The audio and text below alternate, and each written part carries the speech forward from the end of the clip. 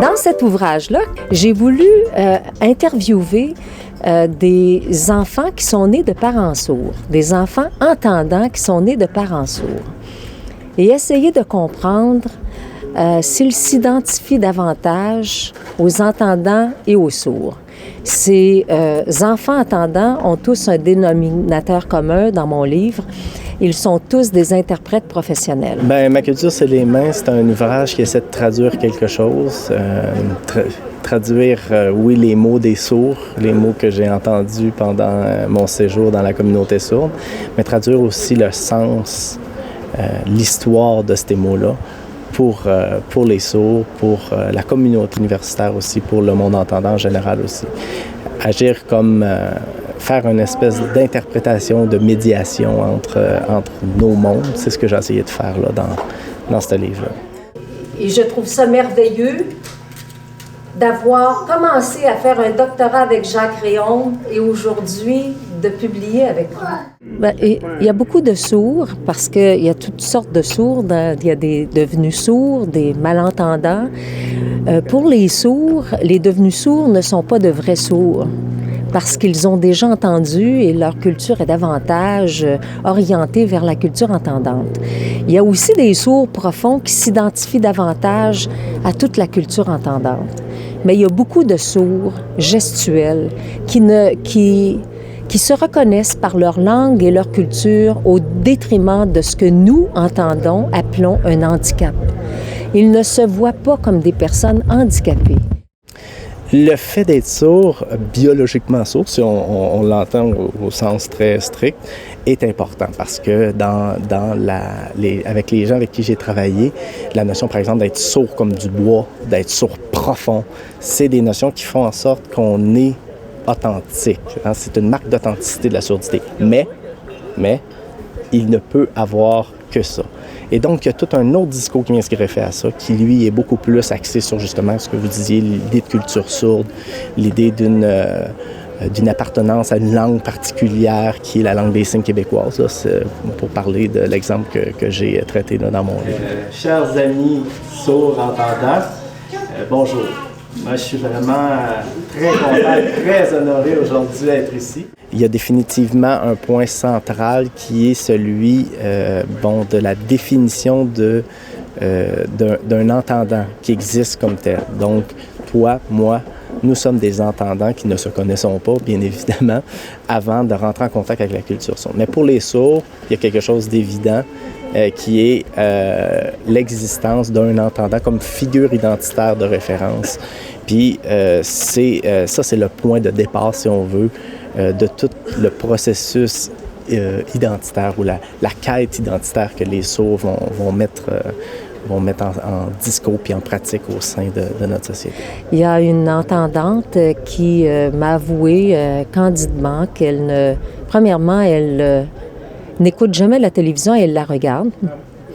Et quand je lui ai demandé « Est-ce que tu es sourde ou entendante? » elle dit « C'est évident que je suis sourde. » Alors, c'est une entendante qui se sent sourde, qui est beaucoup plus heureuse dans le monde des sourds.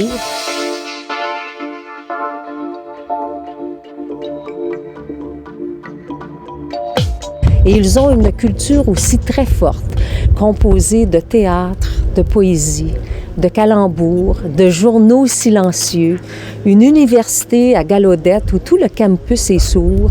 Ils ont des associations sportives, ils organisent des colloques internationaux. Alors pour eux autres, cette culture-là est forte. Il y a 140 langues de répertoriées à travers le monde.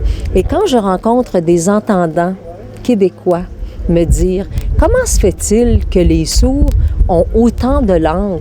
Pourquoi pas une seule langue? » Je leur réponds « Pourquoi nous, Québécois, on se bat autant pour conserver, préserver notre langue d'expression française en Amérique du Nord? C'est parce que la langue, c'est au cœur de l'identité d'un être humain. Et les sourds gestuels aimeraient tellement que la langue des signes québécoise, qui est issue de la langue des signes de France et de l'American Sign Language, soit reconnue comme une langue à part entière au Québec. La notion de culture sourde est définitivement très, très présente dans la définition qu'est-ce que l'identité sourde?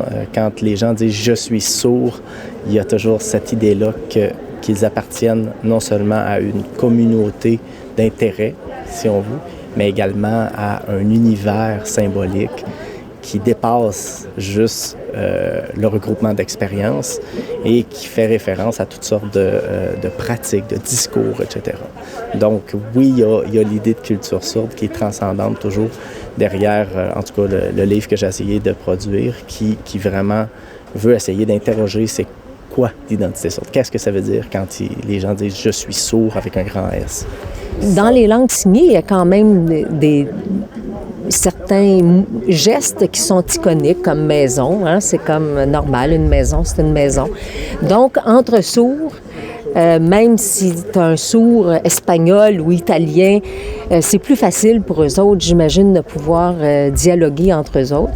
Mais je dois dire que les langues signées sont en lien aussi avec la culture d'un peuple donné. Donc, la langue des signes québécoise est très latine. Donc, les sourds du Québec s'expriment beaucoup en bougeant, c'est très gestuel. Tandis que les anglophones du Québec, qui signent l'American Sign Language, sont beaucoup plus réservés dans leur façon de s'exprimer. Puis, il y a beaucoup de mots qui sont éplés dans la langue américaine. Tandis que la langue des signes québécoise, c'est plus expressif. Puis quand j'ai entré en contact avec les sourds, la langue des signes, j'ai vraiment été accroché par la beauté, la poésie de cette langue-là, puis de cette culture-là qui était invisible quand elle ne parlait pas ou quand elle ne s'exprimait pas, et extrêmement visible ou extrêmement voyante quand elle commence à se dire.